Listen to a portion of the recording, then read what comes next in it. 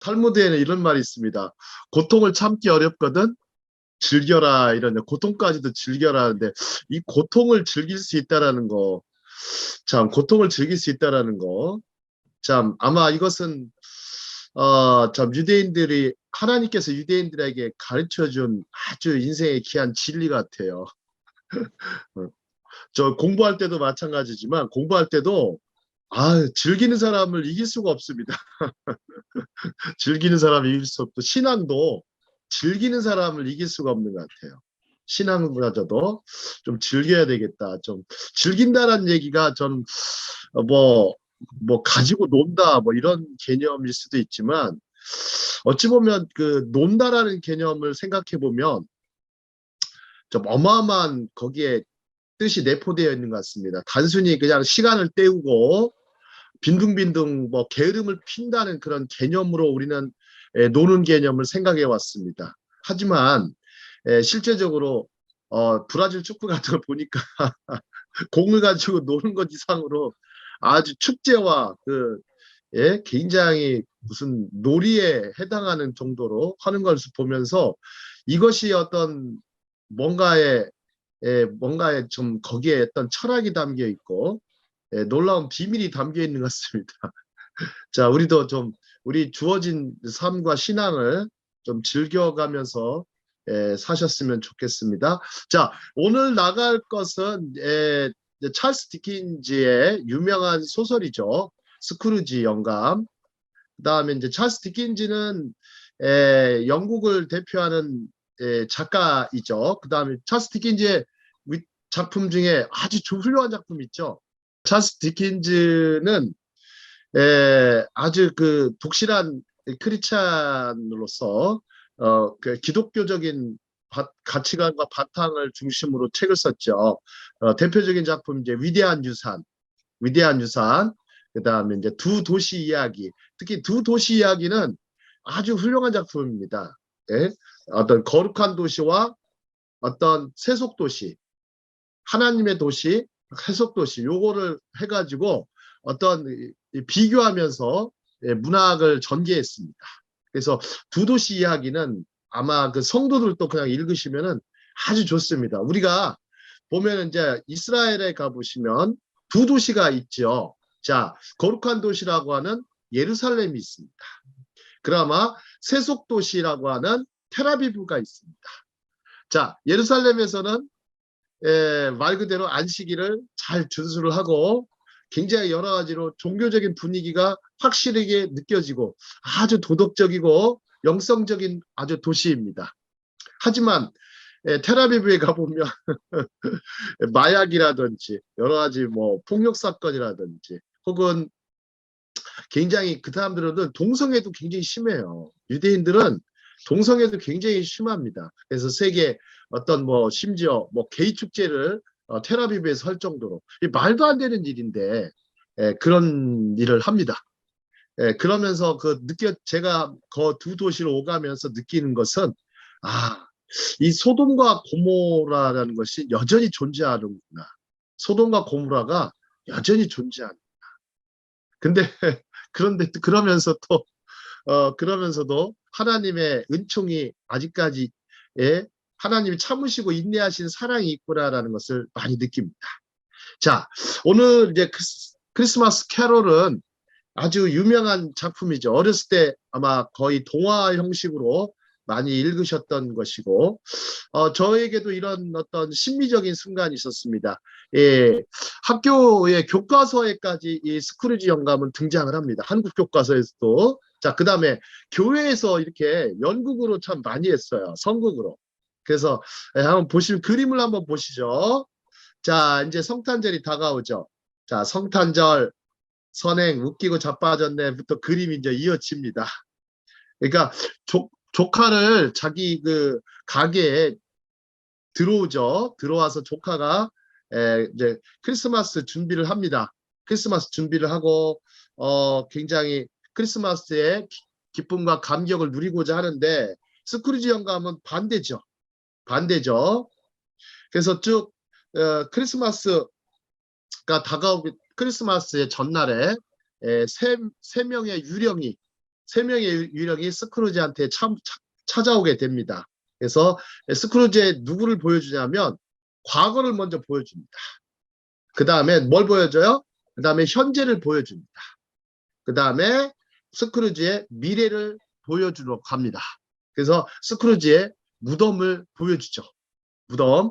무덤을 보여주고 그 다음에 모습을 보여줍니다. 그러면서 이 스크루지가 자신의 수많은 재산을 써보지도 못하고 남한테 베풀지도 못하고 허무하게 죽어버린 자신의 모습을 봅니다. 그러면서 스크루지 영감이 그 순간에 크리스마스 아침에 크리스마스 모닝에 갑자기 사람이 달라지죠. 나눔의 기쁨을 아는 사람이 됩니다. 자, 한번 보시죠. 보면은 우리가 수많은 재산, 자, 일본 사람들 같은 경우 어떠세요? 일본 사람들 중에 매년 써보지도 못하고 죽은 사람이 많은데 한 2천억, 2,800억인가요? 매년 2,800억 정도 되는 돈이 나온다고 합니다. 그러니까 써보지도 못하고 죽고 그런 현금 부자들이 좀 많아요. 그러니까 자식한테 주지도 않고 그렇게 이제 자신의 심지어 자신의 집 침대에 그냥 돈을 쌓아놓고 갔다가 그런 경우가 많이 있죠. 자, 근데 크리스마스가 우리에게 주는 그런 어떤 의미나 그런 것들은 굉장히 우리가 깊이 생각해 볼 필요가 있습니다. 예수님의 그 말구유 정신,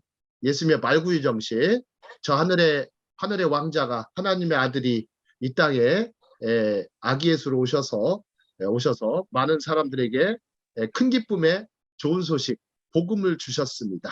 그래서 그 기쁨과 감사를 다른 사람하고 나누는 시간이 바로 크리스마스죠. 자, 한 번 더 넘어가도록 하겠습니다. 두 장 더 넘어가겠습니다. 자, 넘어가 보시면 이번에는 혹시 이게 어떤 영화로 보이세요? 영화 딱 보시면 느끼실 수 있을 텐데.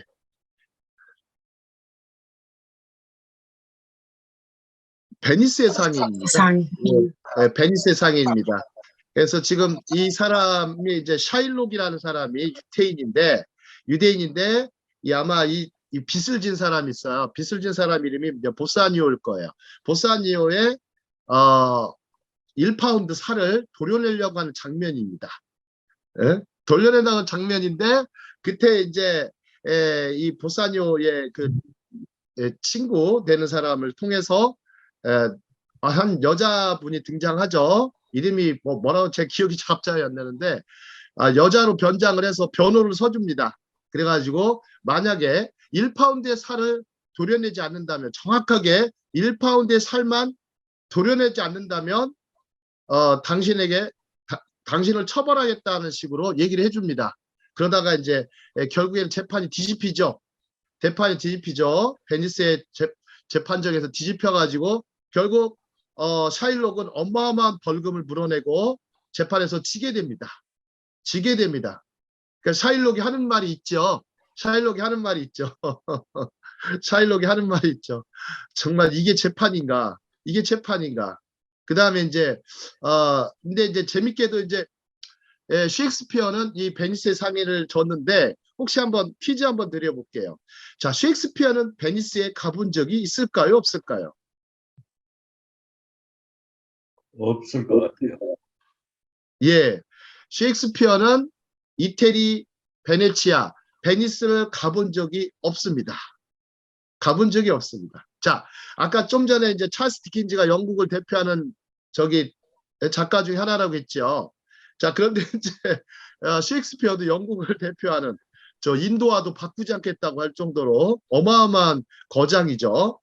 자, 그런데 이제 베니스의 상인 한번 생각해 볼게요. 제가 이 경제를 가르치면서 경제 하부르타를 하면서 자주 인용하는 것이 이제 셰익스피어의 베니스의 상인입니다.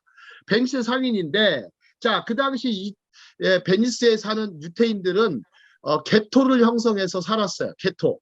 그러니까 세계 최초의 게토가 베니스입니다. 베니스 안에 세계 최초의 게토가 있었어요. 그리고 그 좁은 영역에서 유대인들은 주로 뭐를 했을까요? 고리대금업을 많이 했습니다. 자, 그런데 재밌게도 유대인들은 성경에 그러죠. 서로 이자를 어떻게 해라? 자기 동족한테 이자를 받지 마라. 그래서 많은 어떤 주변의 사람들한테 많은 이자를 받았죠. 그래서 고리대금을 했다고 그러는데, 자, 그러면 유대인들이 무슨 돈이 그렇게 많아서 고리대금을 했을까요? 한번 맞춰보세요. 아니, 돈이 굉장히 많았을 것 같은데, 돈을 빌려주려면 어마어마한 저희를 가지고 있어야 되거든요.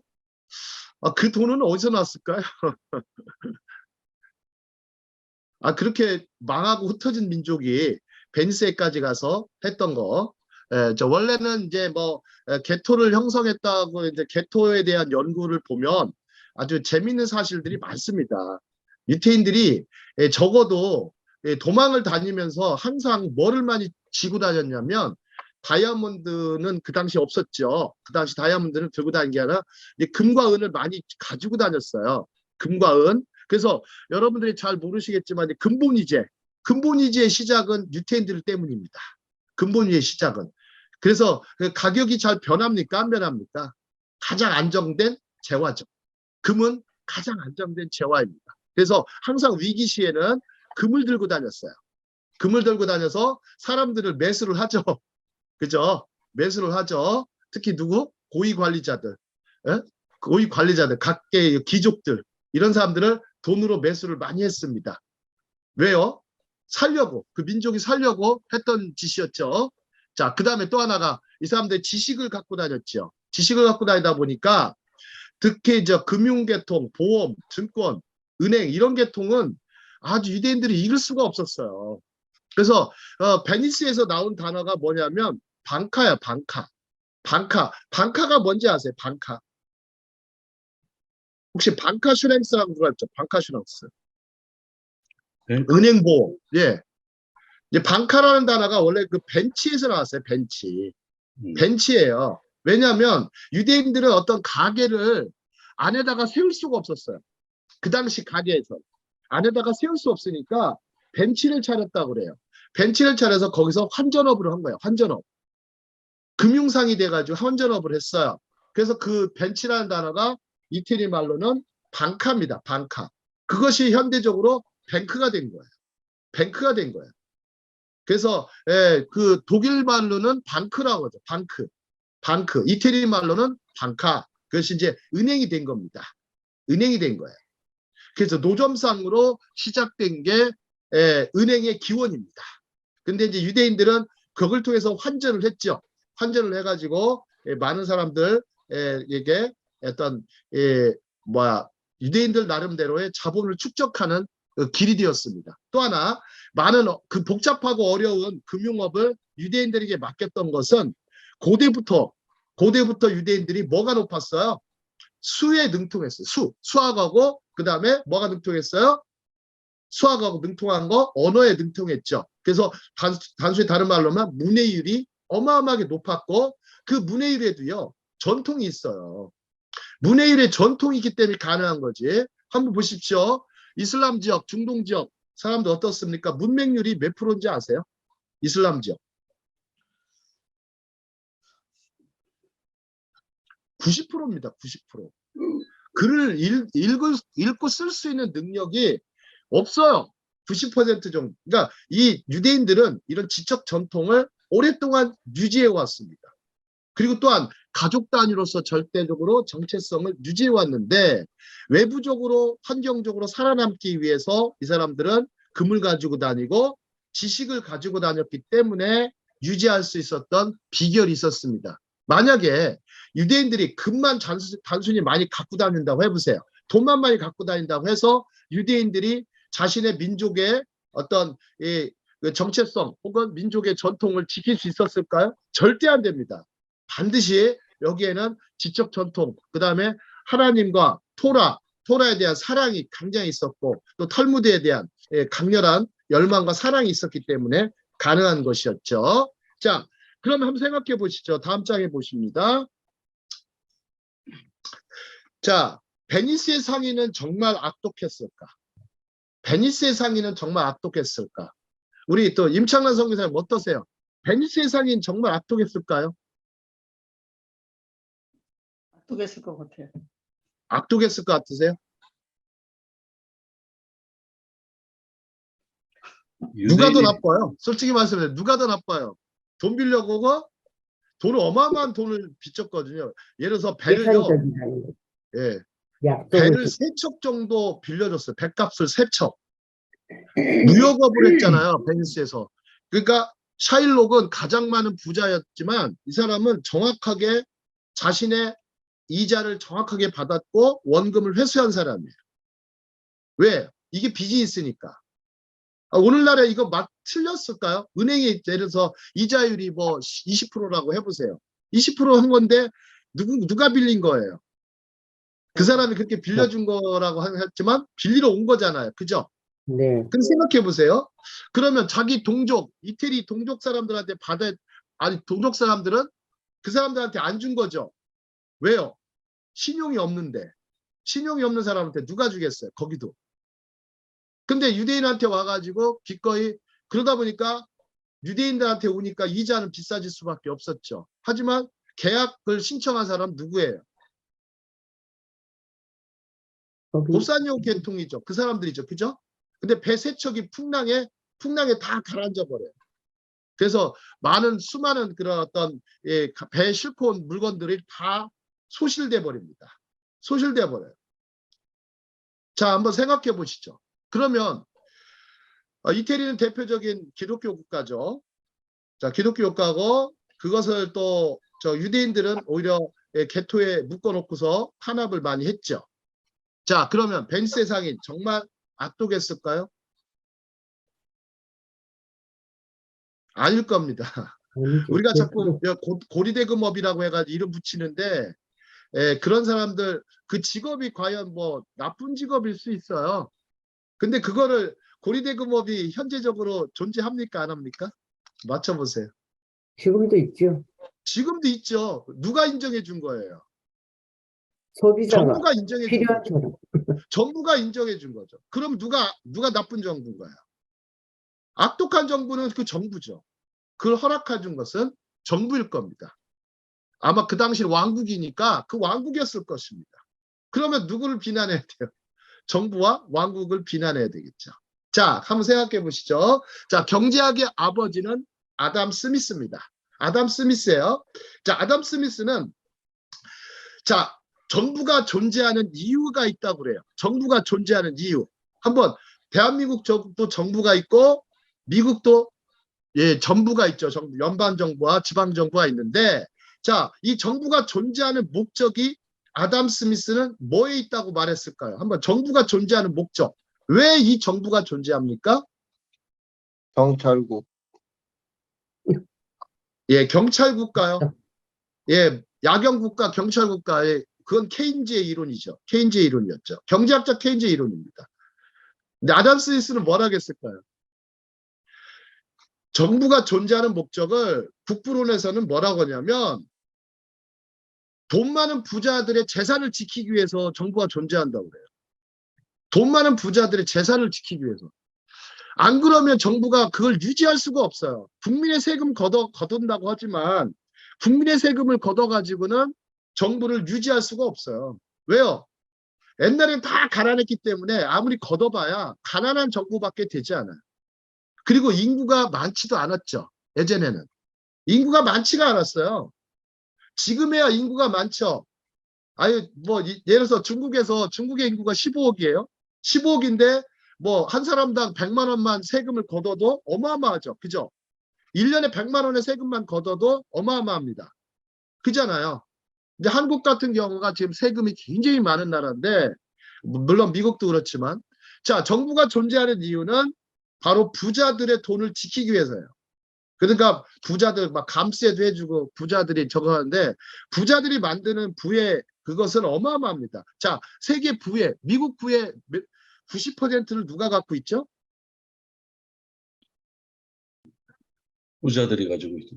10%도 안 되는 부자들이 갖고 있죠. 1 내지 3%의 10%가 90% 갖고 있고 90%는 겨우 10%의 부만 갖고 있죠. 그거 90%한테 걷어가지고 정부 유지할 수 있어요? 야경국가 될 수 있냐고. 안 돼요. 절대 안 돼요. 절대 안 되다 보니까 미국에서 누구를 끌어들인 거예요? 결국 1, 2차 대전 이후에 유대인들 끌어들인 거예요. 어쩔 수 없이. 정부를 유지해야 되니까.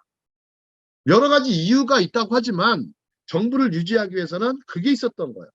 그래서 국가 발전을 위해서도 어마어마한 부자들이 필요했던 거죠.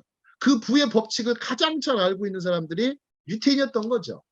그 다음에 부의 법칙만 알고 있는 거예요? 아니잖아요. 지식과 정보, 지혜의 법칙까지 알고 있는 사람들이 유대인이었잖아요. 그러니까 그러다 보니까 미국은 이렇게 부강해질 수밖에 없었던 거는 유대인들의 그 사람들을 받아들였기 때문이죠. 그 다음에 그러다 보니까 이제 이스라엘이라는 나라까지도 탄생하게 된 배경이 다 거기에 있는 것입니다.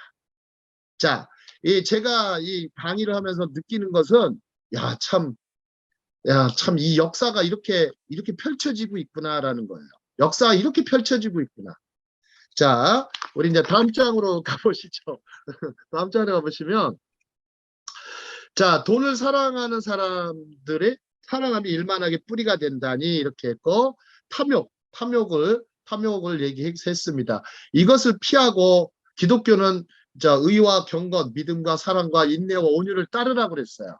자, 온유를 따르라겠죠.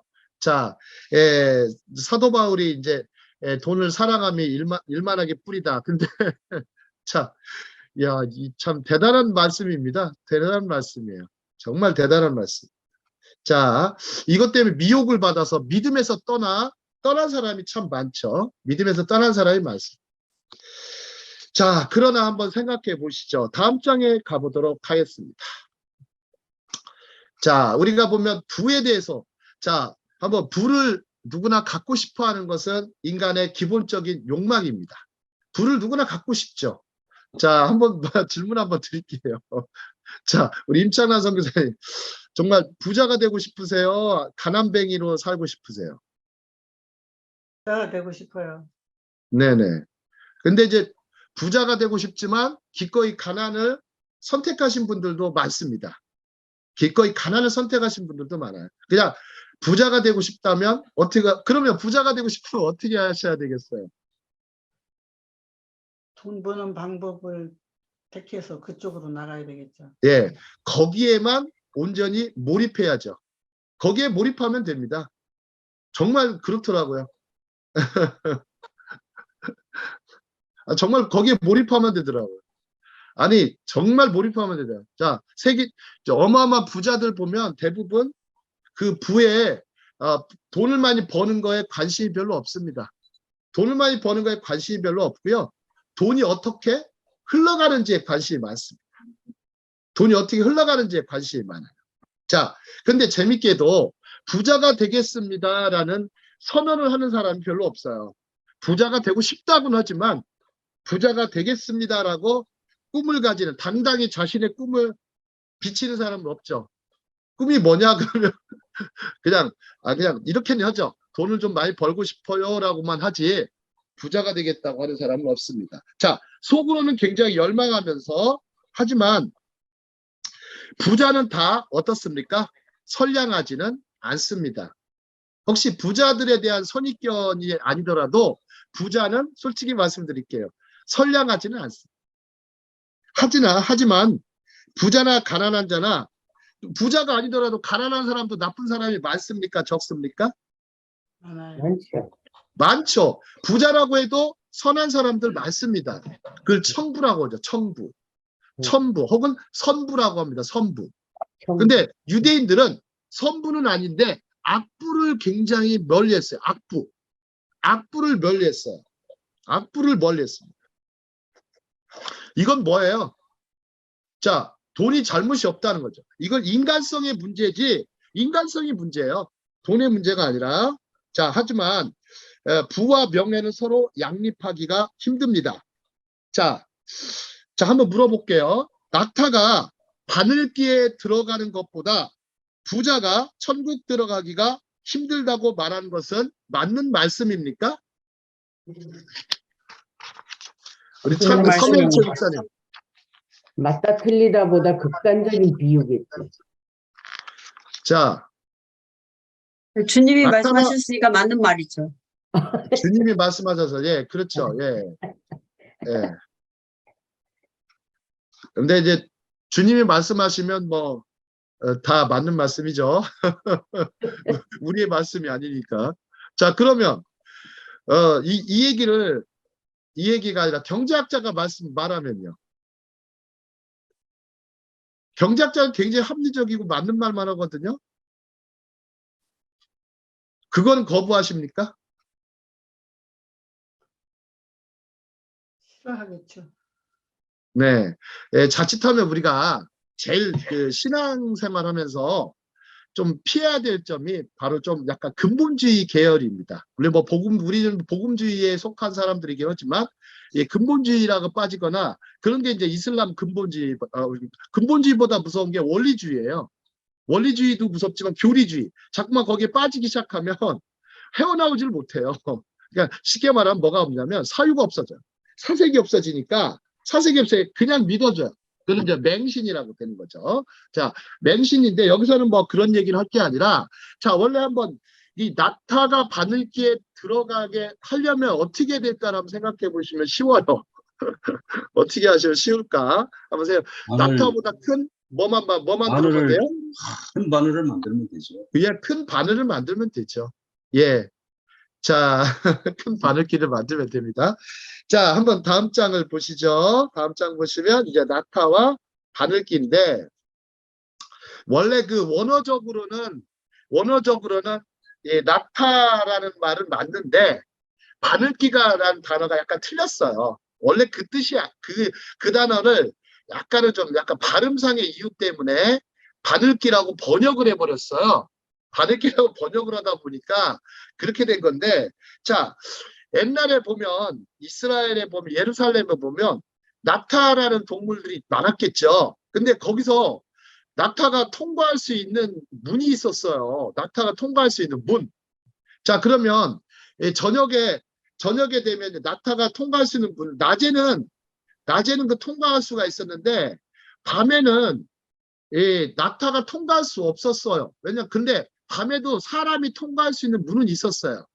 그래서 문을 약간 좀 문 높이를 반으로 낮췄죠. 반으로 낮추다 보니까 낙타가 못 들어가는 거예요. 사람은 들어가요. 어떻게? 수그리고 들어가야 돼요. 혹시 윤양서 목사님, 저기 뭐야, 베들레헴에 가면 무슨 문이 있죠? 저기 탄생교회. 거기를 갈래하다 못 갔잖아요. 아, 탄생교회 가보시면 부유광장이 있고 탄생교회가 있는데, 교회 들어가려면 어떻게 돼요? 문이 반밖에 안 돼요. 기존의 문에. 그러니까 고개를 숙이지 않으면 안 돼요. 겸손하게 들어가야 돼요. 고개를 숙여가지고 한 몇십 도 숙여가지고 들어가야 됩니다. 마찬가지예요. 옛날에는 예루살렘에 그런 문이 있었어요. 그래서 낙타는 못 들어가요. 사람은 들어가도. 근데 재밌게도 생각해 보시죠. 그러면 부자들이 천국에 가려면 어떻게 가야 되겠어요? 어떻게 가야 돼요? 겸손하게 가야 돼요. 겸손하게 가야 돼요. 자, 그러면 생각해 보시죠. 겸손해진다라는 거. 자, 겸손해진다라는 거. 자, 이 부분. 자, 그 다음 장에 한번 가보시죠. 다음 장. 자, 다음 장에 가보시면 이제 바이블, 성경 하브루타를 제가 해놨습니다. 자, 이 1번부터 쭉 그 5번에까지 있어요. 1번부터 5번 쭉 있는데, 자, 부자라는 말에서 어느 정도 부를 가져야 부자라고 할 것인가. 자, 한국은 지금 부자라고 한다면요, 한국은 많이 바뀌었어요. 최소 70억 있어야 돼요. 최소 70억. 한국은 70억. 자, 미국은 어떤지 모르겠고요. 자, 2번. 부자가 나쁜 사람이 된다고 하는 것은 근거가 있을까요? 부자는 나쁜 사람이다. 부자는 나쁜 사람이다. 네, 그렇지 않죠. 한편은 한국 사람들은 그러죠. 한편으로 부러우면서 한편으로 시기하죠. 한편으로 부러워하면서 한편으로 시기합니다. 자, 한편으로 부러워하며 시기를 하죠. 자, 근데 부러워하는 것은 그렇게 죄가 안 되는데요. 시기는 죄인 것 같아요. 저는 딱 봐도. 시기는 죄인 것 같아요. 자, 세 번째. 반대로 가난한 사람들은 천국에 가는 게 쉬울까? 자, 천국에 가는 게 쉬울까요? 네. 여름은 여름은 먹지 말라 해죠. 예, 예. 자, 가난한 사람들은 천국에 가는 게 쉬울까? 둘 다 쉽지 않습니다. 자, 네 번째. 자, 천국. 자, 물질이 많으면 일단 기본적으로 현실적인 천국을 만들죠. 자, 근데 그만큼 또 행복감도 높다고 그러죠. 실제 조사를 해보면 행복감이 높습니다. 행복감이 높습니다. 자, 그러면서 물질의 많고 적음도 여기에 크게 영향을 미치지 않을까. 자, 우리 행복감. 자, 물질의 많고 적음. 뭐, 속담은 그런 게 있죠. 격언. 뭐, 돈이 많다고 해서 행복한 것은 아니다. 근데 또 재밌게도 어떤 사람은 돈이 적다고 해서 행복한 것도 아니다. 그건 무슨 얘기인지 모르겠어요. 자, 필요한 만큼의 어느 정도 재정을 가지고 있어야 되겠죠. 자, 5번. 성경에 부자들이 많이 등장하죠. 그죠? 자, 부자들이 등장하는데 이들은 모두 믿음으로 살고 천국에 들어갈 수 있는 사람들로 묘사됩니다. 이들은 바늘길을 통과한 낙타보다 더 대단한 존재인가요? 네. 부자들 많았습니다. 아브라함부터 시작해서 이삭, 야곱 어마어마한 부자들이었습니다. 부자를 넘어서 뭐 부자들을 거느리고 있었죠. 또 심지어 족장들이었으니까. 정말 대단한 이런 것들을 한번 생각해 보십시오. 성도들하고 한번 나눠 보십시오. 그냥 단순하게 말씀을 전하는 것은 좋지만 생각 없는 신자들, 사색 없는 신자들을 너무 많이 만들어요. 그냥 저는 이를 아멘주의자라고 합니다. 무조건 다 아멘해요. 무조건 다 아멘해요. 무조건 다 아멘해요. 예, 예, 참. 여기서 뭐 그런 얘기를 할 필요는 없지만, 자, 한번 보시죠. 기독교 역사를 한번 보겠습니다. 자, 기독교 역사를 한번 보시죠. 자, 기독교가 처음에 이제, 생겨서, 그리스로 갔습니다. 자, 그리스로 갔을 때는 기독교가 뭐가 됐죠? 그리스로 갔을 때는. 그리스는 뭘 좋아했습니까? 그리스 사람들은. 학문, 진리. 철학. 그렇죠. 철학으로 됐어요. 처음에 그리스에 갔을 때는 철학이었습니다. 자, 철학이었어요. 그런데 이제 그리스가 철학이었고, 자, 로마에 가서는 뭐가 됐죠? 로마 기독교에서는 뭐가 됐죠? 철학을 넘어서 뭐가 됐죠? 제도가 돼버렸어요. 제도. 법과 제도가 돼버렸어요. 완전 제도권 교회로 변해버렸죠. 국교가 됐죠. 완전. 제도가 됐습니다. 그러면, 자, 로마를 넘어서 유럽으로 갔을 때는 뭐가 됐습니까? 문화가 됐습니다.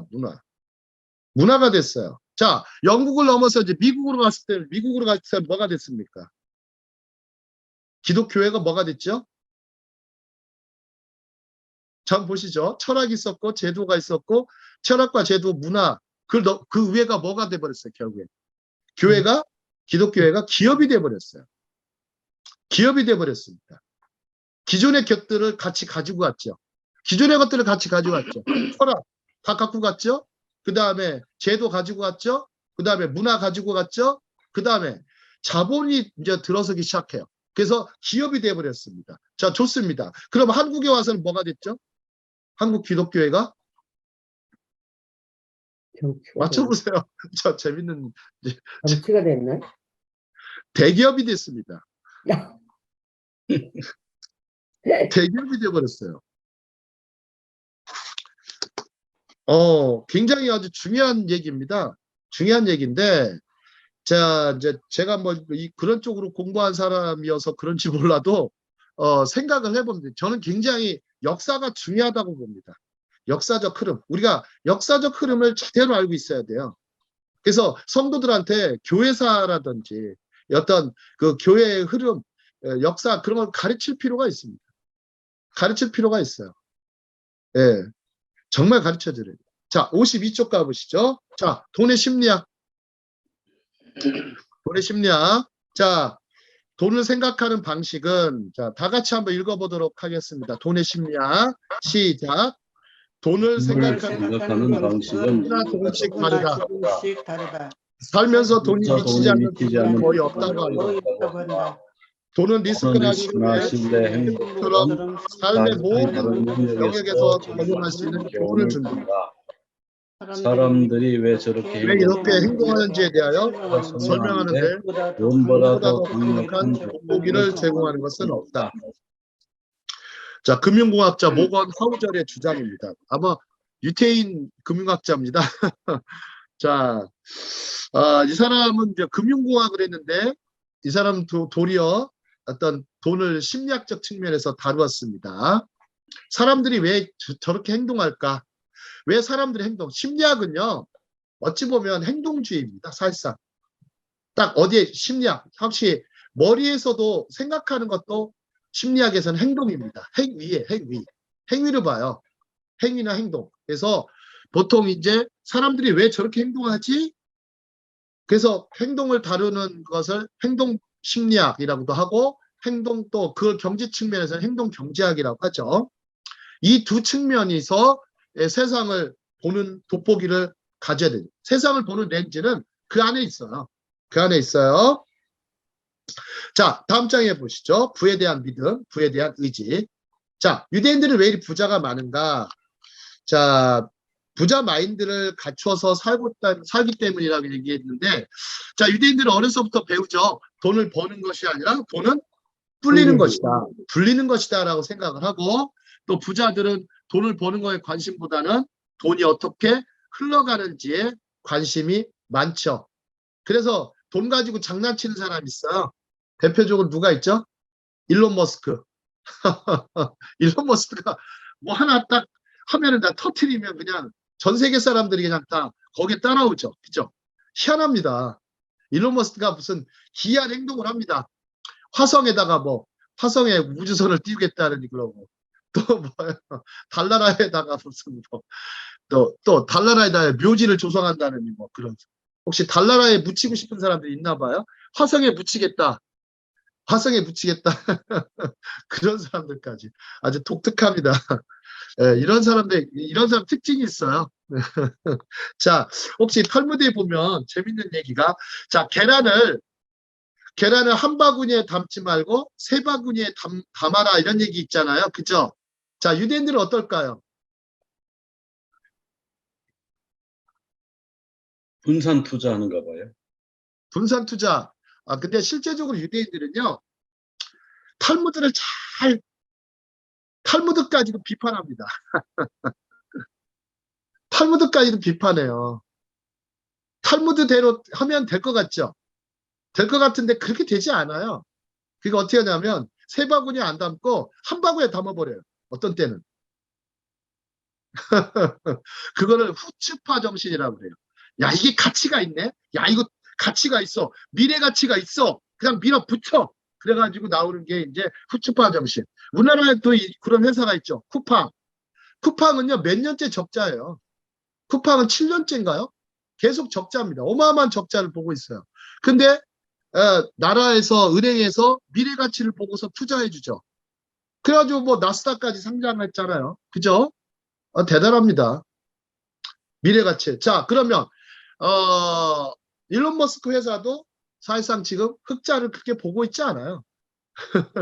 적자가 더 클 거려. 근데 하지만 미래 가치 순위에서는 세계 1위입니다. 세계 1위. 자, 우리가 보면 이게 말이 안 될 것 같은데 일론 머스크 같은 사람들은 어떻게 하냐면 그냥 한 바구니에 담아버리는 거예요. 담아버리고 그 바구니를 누구도 깨질 못해요. 누구도 깨질 못해요. 왜요? 어마어마한 대기업이 됐거든. 세계적인 기업들은요, 만약에 정부가 무너뜨릴 것 같으세요? 한번 생각해 보세요. 자, 아까 얘기했죠? 정부가 왜 존재하는지. 그죠?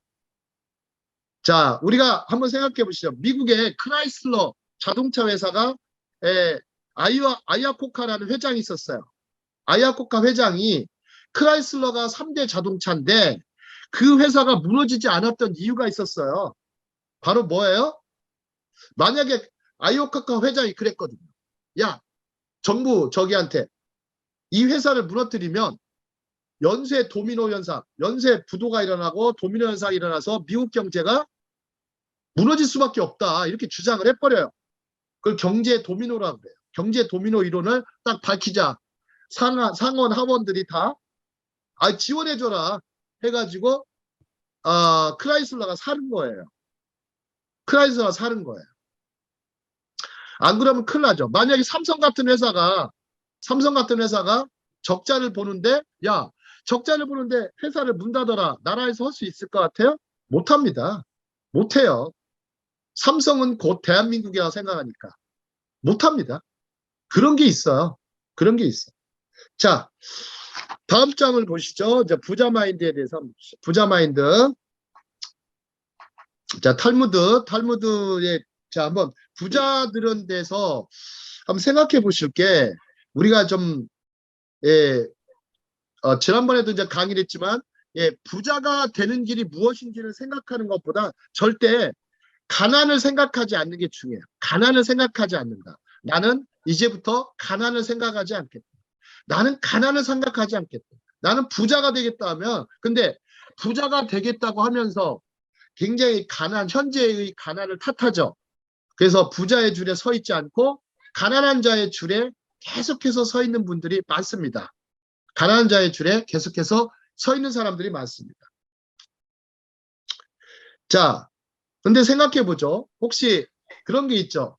우리가 보면 기독교 하면서 정의를 생각해야 되는데 정의는 생각 안 하고 죄악을 자꾸 생각해요.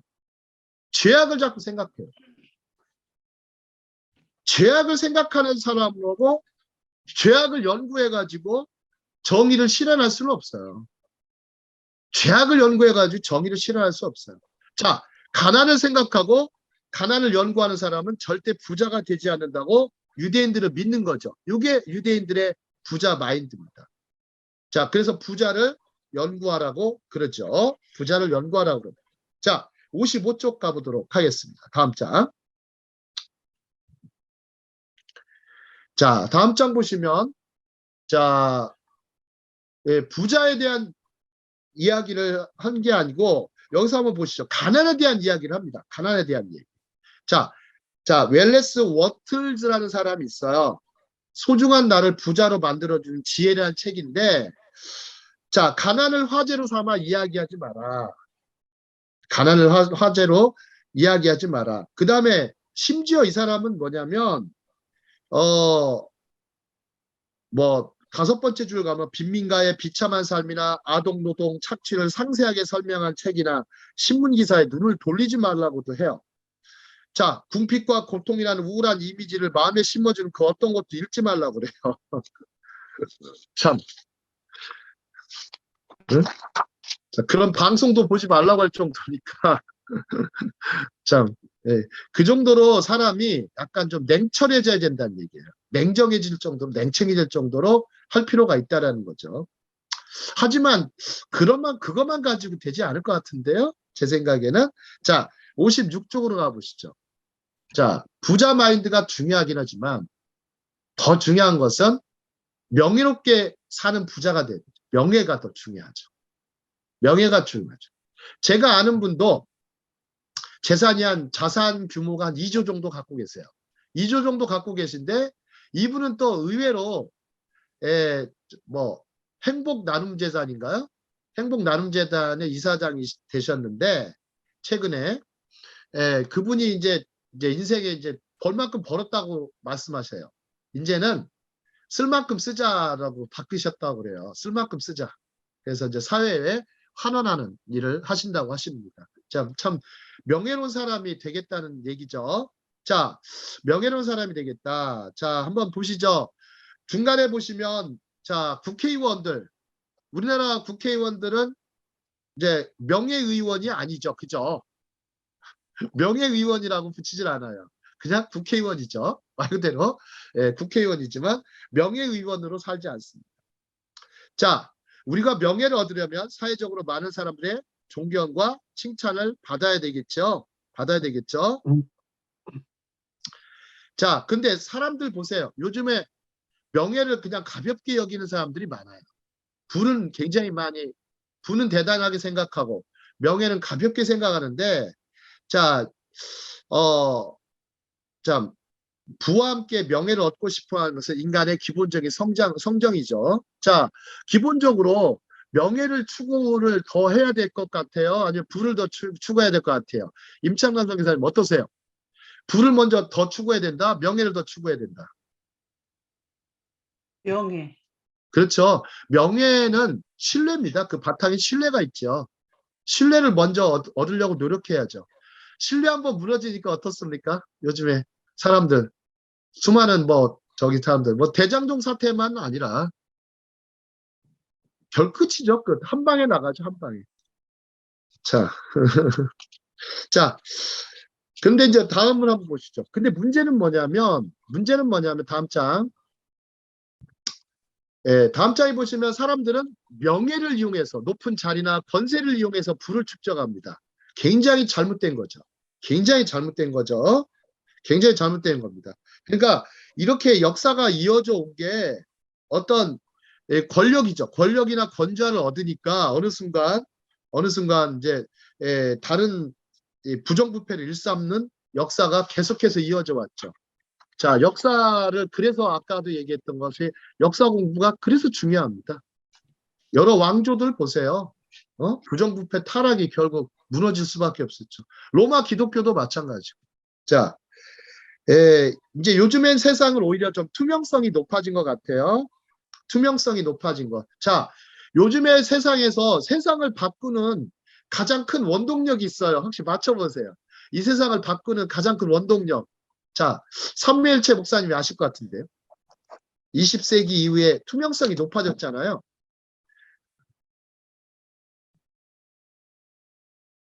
뭐를 하는 거라고요? 세상을 이렇게 바꿔준 거, 투명성이 높여지고 윤리성, 세계의 어떤 스탠다드가 높아진 이유가 있을 것 같아요.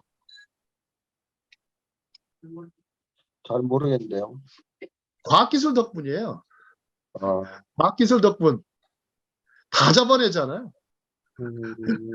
요즘 보이스피싱도 너무 성행하니까 나라에서 이제는 입금하는 거 있죠. 입금도 이제 얼마를 못하게 딱 막아놨어요. 이제는. 보이스피싱 범들이 어떻게 합니까? ATM기가 가지고 뭐예요? 송금하잖아요. 네. 일정 액수가 되면 못 나가게 막는 거예요. 그래서 이 사람들은 은행에 들어와서 입금합니까? ATM기에서 합니까? APMD. 그렇죠. 그래서 ATM기에 입금하는 것을 막 차단합니다. 이제는. 이제 그 기술이 발달해서 이제 함부로 할 수도 없죠. 자, 어느 나라 같은 경우는 아예 현금이 있습니까? 없습니까? 현금이 없는 나라도 있어요. 대표적으로 나라 노르웨이. 현금을 거의 없애버렸어요. 그 다음에 호주 같은 데 가보니까 플라스틱 머니가 있어요. 플라스틱 머니. 이것도 보이스피싱 할 수가 없어요. 보이스피싱 할 수가 없어요. 돈을 가지고 함부로 장난치거나 사기치거나 할 수가 없는 시대가 됐죠. 한국 사람들 너무 현금 좋아하잖아요. 그러니까 많이 당하는데 이제 앞으로는 그럴 일들이 별로 없어질 겁니다. 그래서 사람들 속에 좀 양심을 일깨우는 것은 아니지만 투명성을 높여버리게 되면 그만큼 윤리성도 높아지게 되어 있습니다. 자, 다음 장을 보시죠. 다음 장에 보시면 자, 인간에게 부와 명예는 영원한 숙제입니다. 영원한 숙제예요. 영원한 숙제입니다. 영원한 숙제입니다. 자, 부도 얻어야 되고 자, 명예도 얻어야 되니까 얼마나 큰 숙제예요. 계속해서 이 숙제를 잘 감당하면서 살아가는 게 우리들 인간의 성정 같습니다. 성정 같습니다. 자, 이제 지금까지 이제 부와 명예에 대한 얘기를 좀 나눴긴 한데 이제 우리가 좀 기독교 사회로 다시 한번 와보죠. 자, 한국은 이제 제가 아까도 농담 삼아서 대기업이 되었다고 했는데 실제적으로 한국 교회가 좀 많이 어려워졌습니다. 많이 어려워지고 성도 수의 급감이라든지 또 잘 되는 교회는 어떤 교회만 됩니까? 소위 이제 대형 교회만 잘 되고 기존의 교회들은 상당히 어려움을 많이 겪고 있습니다. 그것은 그 이유가 지나치게 건물에 너무 비대해진 건물에 너무 신경을 썼다 이런 얘기도 많이 하지만 이제는 좀 오히려 이런 현상들이 어떤 교회의 어떤 본질이 코이노이아와 에클레시아라는 거, 에클레시아와 코이노이아라는 거에 집중할 수 있는 비결이 될 수도 있습니다. 예, 그런 말 있지 않습니까? 전화위복이라고. 전화위복의 시대가 이제 돌아왔어요. 코로나가 우리에게 가르쳐준 어마어마한 교훈이죠. 그래서 이런 시대에 우리는 이제는 코이노이아와 에클레시아의 그런 어떤 교회의 전형을 찾아가는 모습, 그것이 필요하고, 또 하나 교회에서 많은 분들이 이제 좀 사색하는 교인들, 생각하는 신자들이 많이 늘어났으면 좋겠습니다. 그냥 생각 없이, 아무 사색 없이 그냥 고지고대로 받아들이는 맹목적인 거, 그 다음에 또 그런 것들은 서서히 이제 버려야 될 시기가 됐습니다. 버려야 될 시기가 됐습니다. 제가 이제 저도 오랫동안 그렇게 지내왔어요. 목사님 말씀은 모두 다 진리이기 때문에 다 받아들여. 뭐 이런 것들도 있었고, 교회 안에만 구원이 있다라는 그런 생각을 오랫동안 받아들이며 살아왔습니다. 그러나 아직은 하나님께서 교회에 희망을 두고 계신 것은 사실입니다. 사실이고, 그러다 이제 성도들한테 이제는 가르쳐야 될 것을 정확하게 가르쳐 지키게 하는 일이 필요한 것 같습니다. 더욱더 예수님의 마지막 지상명령 있지 않습니까? 제자를 삼아 그래가지고 가르쳐 지키게 하라 하셨습니다. 그래서 가르쳐 지키게 하라고 했는데, 정말 무엇을 내가 가르쳐야 될 것이고 무엇을 지켜줘야 될 것인지에 대해서 고민하는 시간이 많았으면 좋겠습니다. 자, 오늘 강의는 여기까지 하도록 하겠습니다.